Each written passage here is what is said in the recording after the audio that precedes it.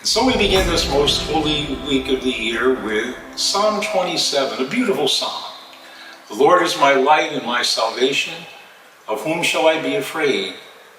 Maybe it should better read for us during this experience of the past 2 years, of what shall I be afraid? That word symbolizes fear these last 2 years. Fear that I might lose my job, my livelihood, my ability to pay my bills, my future. But then the most powerful fear that we had is one we really don't like to face, and that is the fear of death.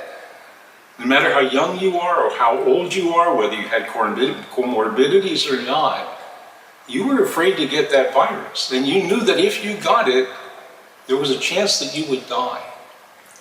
We don't like to think about death, do we? Because, well, it is said by scientists and medical experts that a third of us will die after a long illness.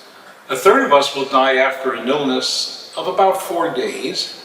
And the rest of us will die quite suddenly at night. My cardiologist tells me I have the kind of heart condition that I'll probably die in my sleep. So you can imagine I say my night prayers very well every night.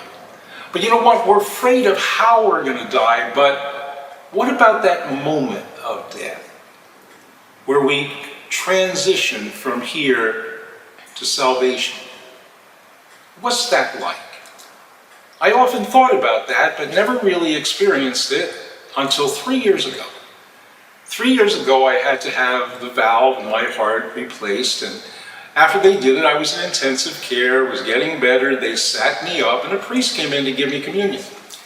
And after communion, it took time for prayer, and we spoke for a little while, and that night, he came to the unit and he said, "Don't ever do that to me again." I said, "What?" He said, "You were right in the middle of a sentence when your eyes rolled back in your head." He says, "Suddenly there were 7 or 8 doctors or nurses came flying into the room. My heart had stopped. And they had to revive me and bring me back." And I came back. And when I came back, I can tell you, I remember the moment that I died. The moment that I died. Why? I never remember my dreams. And the only thing I remember is that I saw sort of a bright purplish haze, and I never forgot it. Well, they got my heart started again, and they brought me back, and there was a lot of commotion in the room, and normally I would panic when I see all those people in the room. Am I going to die? The truth is, I already did. And I was absolutely relaxed and peaceful. One of the doctors said, "We better get him up to surgery right away. The external pacemaker is not working." And so they took me up to the surgery, and they got me there very, very quickly. And the anesthesiologist who had given me anesthesia 2 days before, he said, "I remember this guy." And I said, "Hi, I remember you." I was completely without fear. The moment of death is very peaceful. If you had a loved one, a Lolo, a Lola, who died in the past 2 years, or God forbid, your father or your mother, your cousins, it was painful to watch them suffer. And maybe not even to be able to be in the hospital room or the intensive care, certainly. But when they had those machines keeping them alive, there was a moment, if you lost them, that they graduated. There was a moment that they experienced utter and complete peace that we call the light of salvation. And if you were to ask your Lolo, your Lola, your loved one that you miss so much, and the price of love is loss and we cry, if you were to ask them, they would say they would not want to come back, that they're very peaceful, and that they don't miss you because there's no time in eternity, so that when you arrive in eternity, it will seem to them that they just left.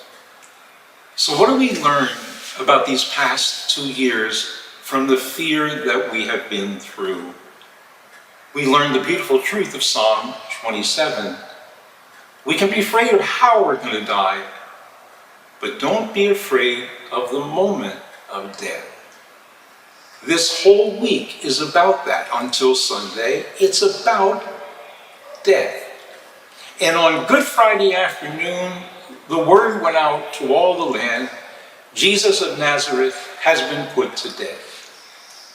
But that's not the truth. Death has been put to death. And we people who have walked through great darkness now are beginning to see light. Those of us who have walked in the land of gloom, a light is finally shown.